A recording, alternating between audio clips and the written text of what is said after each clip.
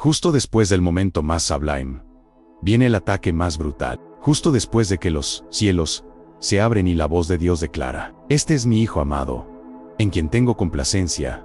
El Espíritu Santo no lleva a Jesús a un palacio para celebrar. Lo impulsa al lugar más desolado de la tierra, el desierto de Judía. ¿Por qué?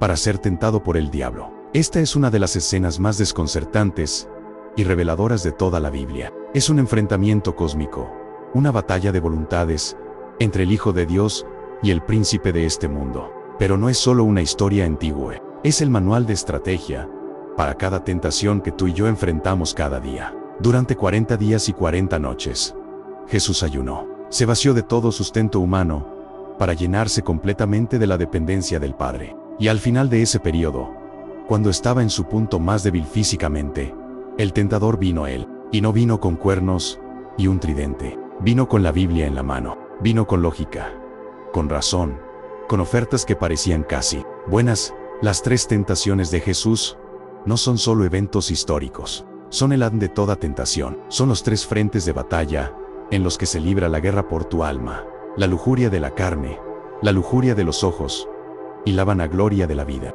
Y la forma en que Jesús responde, la forma en que desenmascara y derrota al enemigo, no es con poder milagroso, sino con la simple y devastadora autoridad de la palabra de Dios. Prepárate, porque estás a punto de entrar en el desierto con Jesús. Estás a punto de aprender la anatomía de la tentación y el arte de la guerra espiritual de la mano del único hombre que miró al diablo a los ojos y lo hizo parpadear. Y descubrirás que el poder para vencer no está en tu fuerza, sino en la misma arma que Jesús usó para silenciar al enemigo para siempre. La primera tentación es la más fundamental, la más primitiva. Después de 40 días sin comer, el texto dice simplemente: tuvo hambre. Este es el hambre en su forma más pura y agonizante. No es el hambre que sientes antes del almuerzo. Es un hambre que en cada célula, que grita desde lo más profundo del ser. Y es en este punto de vulnerabilidad extrema que Satanás ataca. Si eres el Hijo de Dios,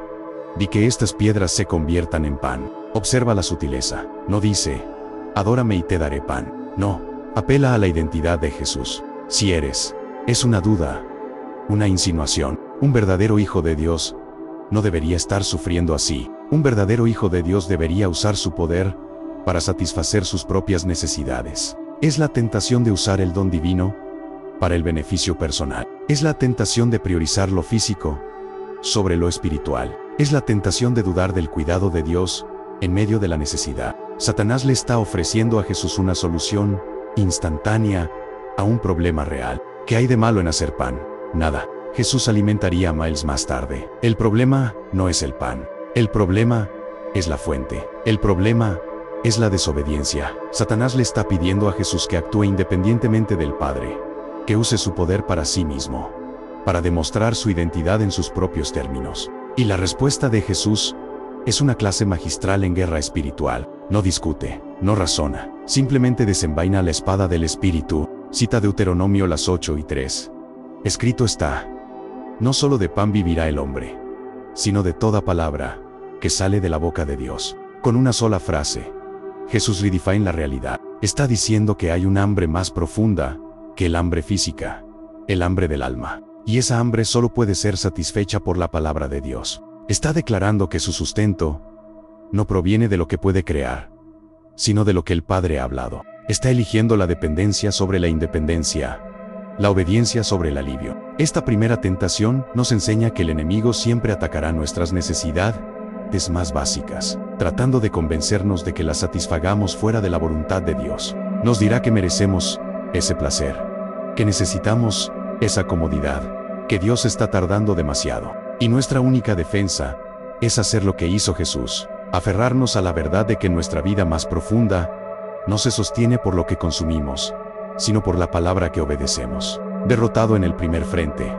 Satanás cambia de táctica. Si no puede tentar a Jesús a través de sus necesidades, lo tentará a través de su fe. Lo lleva a la ciudad santa, a Jerusalén, y lo pone sobre el pináculo del templo, el punto más alto del lugar más sagrado de la tierra. Y aquí, el diablo revela su verdadera astucia. Cita la Biblia, específicamente el Salmo 91. A sus ángeles mandará cerca de ti, y en sus manos te sostendrán, para que no tropieces con tu pie en piedra. Luego dice, si eres el Hijo de Dios, échate abajo. Esta es la tentación del espectáculo, la tentación de la vanagloria. Satanás está diciendo, demuéstralo. Si confías tanto en Dios, pruébalo de una manera dramática y espectacular. Obliga a Dios a actuar. Haz un milagro que todos vean y que te dé fama instantánea. Es la tentación de usar la fe como un acto de circo, de manipular a Dios para que sirva a nuestros propios fines egoístas.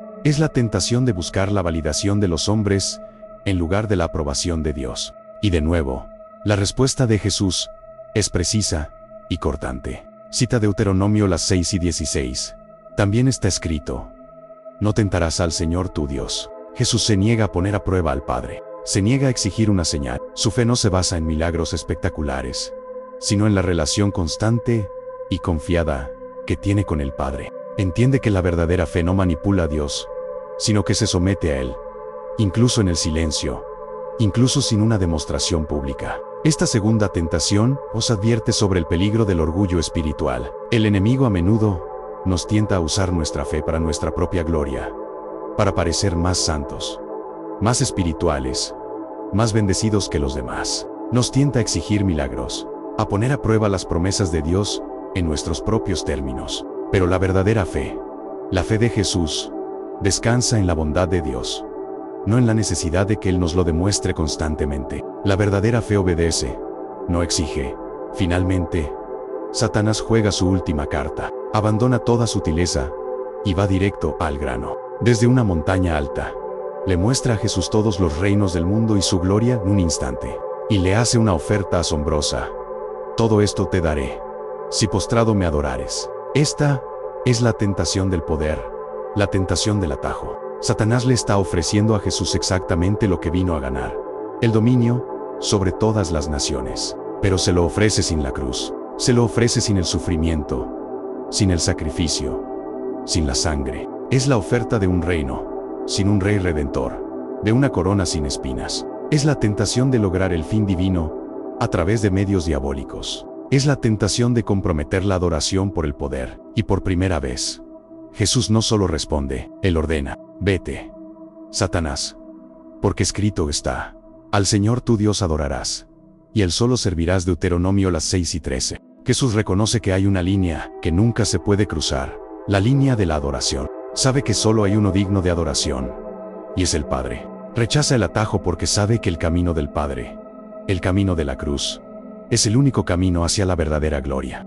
Rechaza el poder ofrecido por el diablo porque sabe que el verdadero poder reside en la sumisión a Dios. Esta tercera tentación es la más peligrosa porque es la más seductora. El mundo nos ofrece constantemente poder, influencia y éxito a cambio de un pequeño compromiso, una pequeña inclinación de rodilla ante sus valores. Nos tienta a creer que el fin justifica los medios, pero Jesús nos muestra que no hay atajos en el reino de Dios. El único camino hacia la corona es el camino de la cruz. El único camino hacia el poder es el camino del servicio. Y el único digno de nuestra adoración es el Señor nuestro Dios. Después de esta confrontación final, el diablo lo dejó. Y aquí vinieron ángeles y le servían. La victoria fue completa. En el desierto, donde Adán cayó, el segundo Adán se mantuvo firme. Donde Israel falló durante 40 años, el verdadero Israel obedeció durante 40 días. Jesús demostró que es posible vivir una vida humana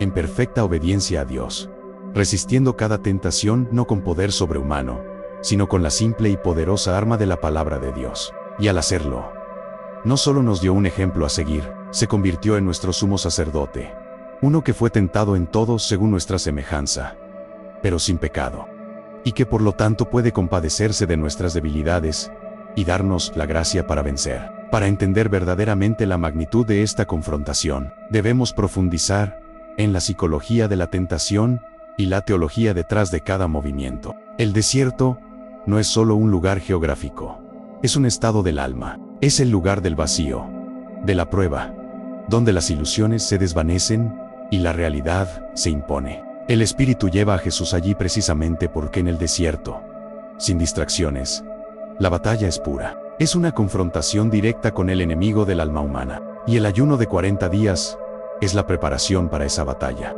El número 40, en la Biblia, es siempre un número de prueba y transición. Los 40 días del diluvio, los 40 años de Israel en el desierto, los 40 días de Moisés en el Sinaí, los 40 días de Elías huyendo a Horeb. Es un periodo de purga, de despojamiento, que precede a una nueva etapa de la misión de Dios. Jesús, al ayunar 40 días, se está identificando con la historia de su pueblo y al mismo tiempo se está preparando para revertir su fracaso. Está recapitulando la historia de Israel, pero esta vez, para ganarla. Analicemos la primera tentación con más detalle. La frase "si eres el Hijo de Dios" es la clave. Satanás no está cuestionando la divinidad de Jesús por falta de información. Él sabe quién es Jesús. Lo que está haciendo es tentar a Jesús a dudar de la naturaleza de su filiación. Está sugiriendo que un verdadero Hijo de Dios no debería experimentar necesidad, debilidad o sufrimiento. Es la misma mentira que susurra en nuestros oídos: si Dios realmente te amara, no estarías pasando por esto. Es un ataque directo al corazón de la relación entre el Padre y el Hijo. Una relación basada no en la ausencia de pruebas, sino en la presencia de confianza. Al responder con la Escritura, Jesús no solo está citando un versículo, está afirmando una cosmovisión. Está declarando que la realidad última no es el pan, sino la palabra. No es la necesidad física, sino la relación espiritual. Está estableciendo el principio fundamental de su reino. La vida verdadera fluye de la boca de Dios, no de la satisfacción de nuestros apetitos. Esta es una lección radical, un mundo que nos dice constantemente que nuestras necesidades y deseos son la máxima prioridad. Jesús nos muestra que la verdadera libertad no se encuentra en satisfacer cada deseo, sino en someter cada deseo a la palabra de Dios. La segunda tentación es aún más insidiosa porque se viste con el lenguaje de la piedad. Satanás, el padre de la mentira, se convierte un predicador, citando las Escrituras con una precisión escalofriante, pero lo hace con un propósito perverso. Aísla una promesa de su contexto y la convierte en una herramienta de orgullo. El Salmo 91 es una poderosa declaración de la protección de Dios para aquellos que confían en Él. Pero Satanás lo tuerce para sugerir que podemos forzar esa protección, que podemos usar las promesas de Dios como un cheque en blanco para nuestras propias ambiciones. Es la tentación de la espiritualidad performativa, de usar a Dios para construir nuestra propia reputación. La respuesta de Jesús: no tentarás al Señor tu Dios, es una defensa contra este abuso de la fe. Jesús entiende que la fe no es un medio para controlar a Dios, sino para confiar en Él. La fe no salta del pináculo del templo, esperando que los ángeles la atrapen. La fe camina por el polvoriento camino de la obediencia, confiando en que Dios está presente incluso cuando no hay un espectáculo. Esta tentación nos advierte contra la sutil corrupción del orgullo en nuestra vida espiritual. Nos recuerda que la verdadera piedad no se mide por las demostraciones externas, sino por la sumisión interna a la voluntad de Dios, incluso cuando esa voluntad nos lleva por caminos que no entendemos. La tercera tentación es la culminación de todas las demás. Es la oferta del mundo entero, a cambio de un solo acto de compromiso: la adoración. Satanás, el príncipe de este mundo, le ofrece a Jesús el poder y la gloria que le pertenecen por derecho, pero a un costo terrible. Le ofrece el resultado de la redención sin el proceso de la redención. Es la tentación de la impaciencia, de tomar un atajo hacia la gloria. Es la tentación de creer que podemos lograr los fines de Dios a través de los métodos del diablo. Y aquí, la respuesta de Jesús es la más contundente: vete, Satanás. Es un mandato, una expulsión. Jesús traza una línea inquebrantable. La adoración pertenece solo a Dios. No hay compromiso posible en este punto. No se puede servir a dos señores. Al adorar solo a Dios, Jesús afirma que el cómo logramos las cosas es tan importante como el que logramos. El camino de la cruz, el camino del servicio y el sacrificio, no es un desvío desafortunado, es el camino mismo hacia la gloria. Esta tentación final nos obliga a examinar nuestras propias vidas. ¿Dónde estamos tentados a comprometer nuestra adoración por el éxito, la influencia o el poder? ¿Dónde estamos tratando de construir el reino de Dios con las herramientas del mundo? Jesús nos muestra que la única respuesta a esta tentación es una lealtad indivisa. La adoración no es negociable, y solo al adorar a Dios exclusivamente encontramos la fuerza para resistir la seductora oferta del mundo. La victoria de Jesús en el desierto no fue solo una victoria personal, fue una victoria para toda la humanidad. En ese desolado paisaje, el segundo Adán deshizo la caída del primero. Donde Adán, en un jardín de abundancia, se dio a la tentación, Jesús, en un desierto de necesidad, se mantuvo firme. Su victoria fue una declaración de que el poder del pecado y de Satanás había sido quebrado. Demostró que una vida de perfecta obediencia era posible, y al hacerlo, se calificó para ser nuestro perfecto Salvador y nuestro compasivo sumo sacerdote. Su experiencia en el desierto no lo endureció, lo ablandó, le dio una empatía profunda por nuestras luchas. Hebreos 4:15 nos dice que tenemos un sumo sacerdote que puede compadecerse de nuestras debilidades, porque fue tentado en todo según nuestra semejanza, pero sin pecado. Debido a que Jesús enfrentó la tentación en su forma más cruda y la venció, ahora podemos acercarnos a Él con confianza, sabiendo que Él entiende, que Él se compadece y que Él tiene el poder de darnos la gracia para el oportuno socorro. La historia de las tentaciones no es, por lo tanto, un relato para admirar desde la distancia. Es una invitación a participar en la victoria de Cristo. Es la seguridad de que, en Él, tenemos todo lo que necesitamos para enfrentar nuestras propias batallas en el desierto y salir victoriosos. La implicación más profunda de este evento es la redefinición del poder. El mundo, y Satanás como su príncipe, define el poder como control, dominio y autosuficiencia. Jesús, en cambio, define el poder como sumisión, dependencia y servicio. Cada una de las tentaciones fue una invitación a ejercer el poder a la manera del mundo. La primera, el poder sobre la naturaleza, para satisfacer las propias necesidades. La segunda, el poder sobre lo sobrenatural para ganar la admiración de los hombres. La tercera, el poder político para gobernar las naciones. Y en cada caso, Jesús rechazó esa definición de poder y eligió el camino de la debilidad aparente, que en realidad era el camino del verdadero poder espiritual. El poder de decir no a uno mismo. El poder de confiar en el Padre en lugar de ponerlo a prueba. El poder de adorar a Dios solo, incluso cuando el mundo entero se ofrece a cambio. Esta es la gran inversión del reino que Jesús vino a inaugurar. Es un reino donde los últimos son los primeros, donde los siervos son los más grandes, y donde el poder se perfecciona en la debilidad. La victoria de Jesús en el desierto no fue una demostración de fuerza bruta, sino de una fuerza de carácter inquebrantable, forjada en la humildad y la obediencia. Además, la forma en que Jesús combate es fundamental.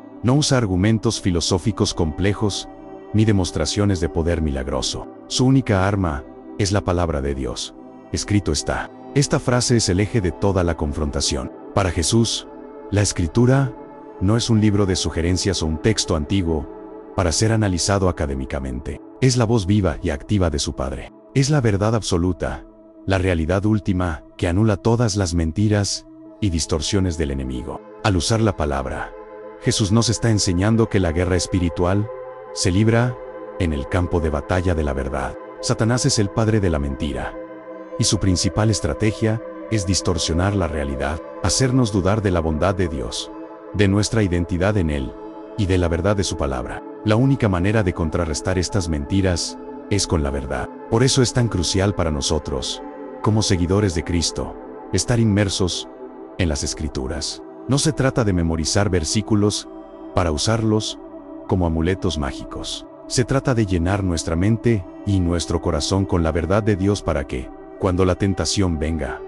podamos discernir la mentira y aferrarnos a lo que es real. La espada del Espíritu, que es la palabra de Dios, no es un arma pasiva, es un arma que debemos tomar y usar activamente, tal como lo hizo nuestro Señor en el desierto. Finalmente, la historia de las tentaciones nos da una esperanza increíble. Nos muestra que la tentación no es pecado. Jesús fue tentado, pero permaneció sin pecado. La tentación es simplemente la invitación a pecar. El pecado ocurre cuando aceptamos esa invitación. Esto es liberador, porque muchos cristianos luchan con la culpa simplemente por ser tentados. La experiencia de Jesús nos asegura que ser tentado es parte de la condición humana en un mundo caído, pero también nos asegura que la victoria es posible, debido a que Jesús venció nosotros también podemos vencer.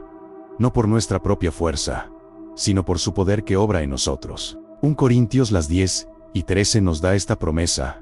No os ha sobrevenido ninguna tentación que no sea humana, pero fiel es Dios, que no os dejará ser tentados más de lo que podéis resistir, sino que dará también juntamente con la tentación la salida, para que podáis soportar. La salida no es siempre una eliminación de la tentación, sino la gracia y la fuerza para resistirla. Y esa gracia fluye de la victoria que Cristo ya ganó por nosotros. Cuando enfrentamos la tentación, no estamos solos, estamos unidos a aquel que ya ha luchado esa batalla y ha salido victorioso. Podemos mirar al desierto y ver a nuestro Rey, de pie en la verdad de la palabra de Dios, y encontrar en su ejemplo y en su poder la fuerza para mantenernos firmes. La narrativa no termina con la derrota de Satanás, termina con la llegada de los ángeles. Y aquí vinieron ángeles y le servían. Después de la batalla, viene el consuelo. Después de la prueba, viene el sustento divino. Esto es una imagen de la economía del reino de Dios. Dios permite la prueba,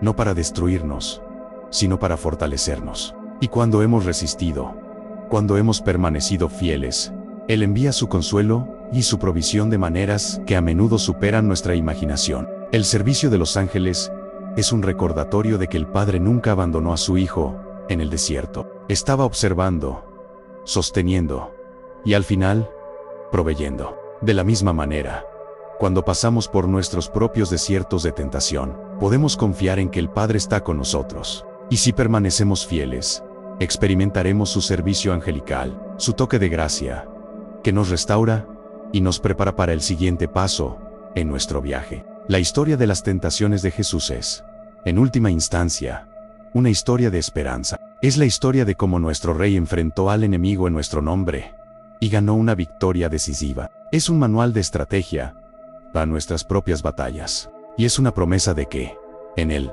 la victoria no solo es posible, sino que ya está asegurada. Ahora, llevemos esto a un nivel aún más personal. ¿Cuál es tu desierto? ¿Cuál es esa área de tu vida donde te sientes más vulnerable, más aislado, más hambriento? Tal vez sea un desierto de soledad, de fracaso profesional, de enfermedad crónica, de una relación rota. Es precisamente en ese lugar donde el tentador vendrá a ti, y vendrá con las mismas 3 estrategias que usó contra Jesús. Primero, te tentará a satisfacer tus necesidades legítimas de maneras ilegítimas. Te susurrará que mereces un poco de alivio, un escape, un placer prohibido, para adormecer el dolor de tu desierto. Te dirá que conviertas las piedras de tu desesperación en el pan de la gratificación instantánea. Segundo, te tentará a dudar de la bondad de Dios y a ponerlo a prueba. Te incitará a saltar del pináculo de la presunción, a exigir una señal, a quejarte de que Dios no está actuando según tu horario. Te dirá, si Dios realmente estuviera contigo, no estarías en este desierto. Tercero, te tentará a tomar un atajo, a comprometer tus valores por un poco de poder, de reconocimiento o de control. Te mostrará los reinos de este mundo, el éxito profesional, la popularidad en las redes sociales, la seguridad financiera. Y te dirá, todo esto será tuyo, si tan solo te inclinas un poco, si tan solo dejas de ser tan radical en tu fe. La pregunta no es si serás tentado. La pregunta es cómo responderás. Intentarás luchar con tu propia fuerza de voluntad, con tu propia lógica, o desenvainarás la única arma que puede silenciar al enemigo. La palabra de Dios no es solo un libro, es una espada, pero una espada es inútil si no sabes cómo usarla. Por eso, la disciplina más importante de un seguidor de Cristo es la inmersión diaria en las Escrituras, no como un deber religioso, sino como un acto de supervivencia. Es almacenar la verdad en tu corazón para que, cuando la mentira venga, puedas reconocerla y refutarla. Es aprender a pensar como Jesús pensaba, a ver el mundo como Él lo veía. Es tener un escrito, está listo para cada si eres. Cuando la tentación de la carne te diga que satisfagas tus deseos ahora, debes tener un escrito, está. No solo de pan vivirá el hombre, listo para responder. Cuando la tentación del orgullo te diga que te exhibas y pongas a prueba a Dios, debes tener un escrito, está. No tentarás al Señor tu Dios en la punta de la lengua. Y cuando la tentación del poder te ofrezca el mundo a cambio de tu alma, debes estar preparado para declarar con una finalidad inquebrantable: vete, Satanás. Porque escrito está: al Señor tu Dios adorarás, y Él solo servirás. La victoria sobre la tentación no es un evento único, es un estilo de vida. Es una elección diaria de someter nuestros pensamientos, nuestros deseos y nuestras ambiciones a la autoridad de la palabra de Dios. Es una dependencia constante del Espíritu Santo, el mismo Espíritu que llevó a Jesús al desierto y que ahora vive en nosotros para darnos el poder de vencer. Y es una confianza inquebrantable en la victoria que Cristo ya ganó. No luchamos para obtener la victoria, luchamos desde la victoria. Cada vez que resistimos una tentación en el poder de Cristo, estamos participando en su triunfo.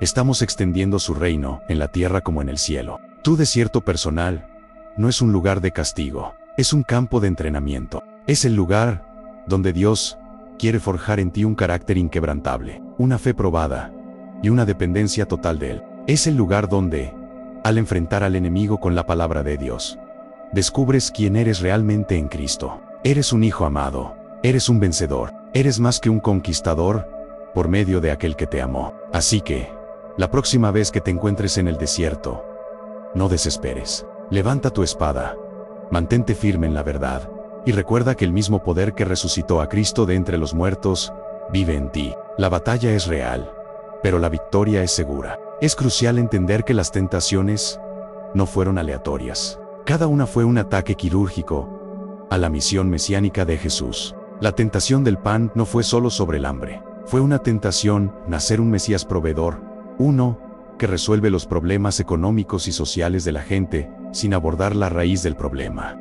¿Qué es el pecado? La gente quería un Mesías que llenara sus estómagos, y Satanás le ofreció a Jesús la oportunidad de ser ese tipo de rey popular. Al rechazarla, Jesús declaró que su reino no es de este mundo, y que la verdadera comida es hacer la voluntad del Padre. La tentación del templo no fue solo sobre el orgullo, fue una tentación nacer un Mesías espectacular, uno que usa milagros y señales para forzar la fe y ganar seguidores. Satanás le ofreció la oportunidad de evitar el lento y doloroso camino de la enseñanza y el discipulado.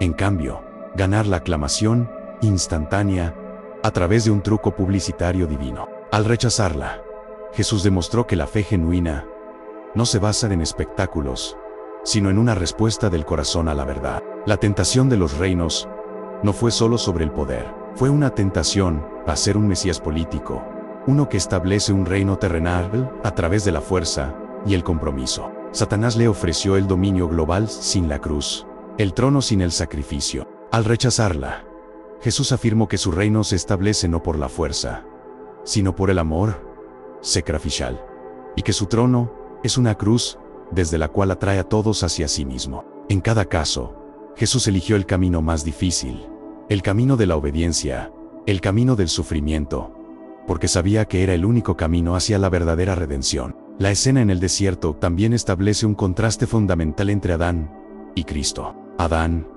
el primer hombre, fue creado en un paraíso, el jardín del Edén. Tenía todo lo que necesitaba: comida en abundancia, comunión perfecta con Dios, un entorno sin pecado. Y sin embargo, en medio de esa perfección, cuando se enfrentó a una simple prohibición, se dio a la tentación. Fue tentado a través de la comida. El árbol era bueno para comer, a través de la vista, agradable a los ojos, y a través del orgullo, seréis como Dios. Y su caída sumió a toda la humanidad en el pecado y la muerte. Jesús, el segundo Adán, invierte completamente este escenario. No es tentado en un jardín, sino en un desierto árido y hostil. No tiene abundancia, sino una necesidad extrema. No está en un estado de inocencia, sino que lleva sobre sí el peso de un mundo caído. Y sin embargo, donde Adán falló, Cristo triunfa. Resiste la tentación de la comida, la tentación de la vista, el espectáculo del templo, y la tentación del orgullo, el poder sobre los reinos. Su victoria en el desierto es el comienzo de la nueva creación. Es la prueba de que un nuevo tipo de humanidad es posible, una humanidad que vive en perfecta obediencia a Dios. Romanos 5 y suma así. Porque así como por la desobediencia de un hombre los muchos fueron constituidos pecadores, así también por la obediencia de uno, los muchos serán constituidos justos. La victoria de Jesús no fue solo para Él, fue para nosotros. Él obedeció en nuestro lugar, para que su obediencia pudiera ser contada como nuestra. Finalmente, no podemos pasar por alto el papel del Espíritu Santo en esta narrativa. El texto dice explícitamente que Jesús fue llevado por el Espíritu al desierto. Esto es impactante. El Espíritu Santo, que acababa de descender sobre él, su bautismo, como una paloma, ahora lo conduce a un lugar de prueba intensa. Esto nos enseña que los tiempos de prueba y tentación no son necesariamente una señal del desagrado de Dios o de nuestra propia falla espiritual. A menudo, son una parte intencional del plan de Dios para nuestro crecimiento y santificación. El Espíritu no nos lleva a la tentación para que fallemos, sino para que, al enfrentarla, nuestra fe se fortalezca, nuestro carácter se purifique y nuestra dependencia de Dios se profundice. Santiago 1:2-4 nos anima: hermanos míos, tened por sumo gozo cuando os halléis en diversas pruebas, sabiendo que la prueba de vuestra fe produce paciencia. Mas tenga la paciencia su obra completa, para que seáis perfectos y cabales, sin que os falte cosa alguna. El desierto, aunque doloroso, es un lugar de profunda formación espiritual. Es donde aprendemos a vivir de la palabra de Dios, a confiar en Él, sin ponerlo a prueba, y a adorarlo solo a Él. El Espíritu que llevó a Jesús al desierto es el mismo Espíritu que nos guía y nos sostiene en el nuestro. Él nunca nos dejará ni nos desamparará. Y su propósito es siempre conformarnos a la imagen de aquel que enfrentó el desierto y salió victorioso, nuestro Señor y Salvador, Jesucristo. La confrontación en el desierto es, en esencia, una batalla por la definición de la realidad. Satanás presenta una versión de la realidad,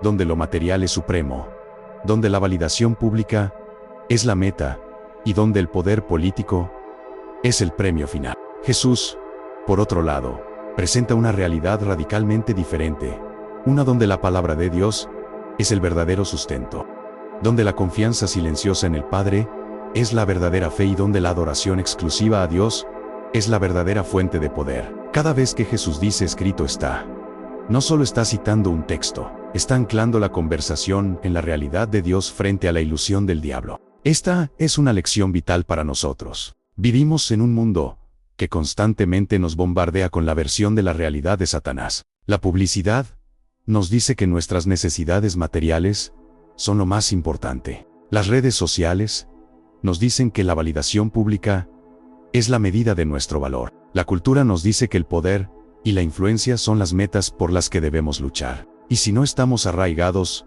en la realidad de Dios a través de su palabra, inevitablemente sucumbiremos a estas ilusiones. La práctica de leer, meditar y obedecer las Escrituras no es una actividad religiosa opcional.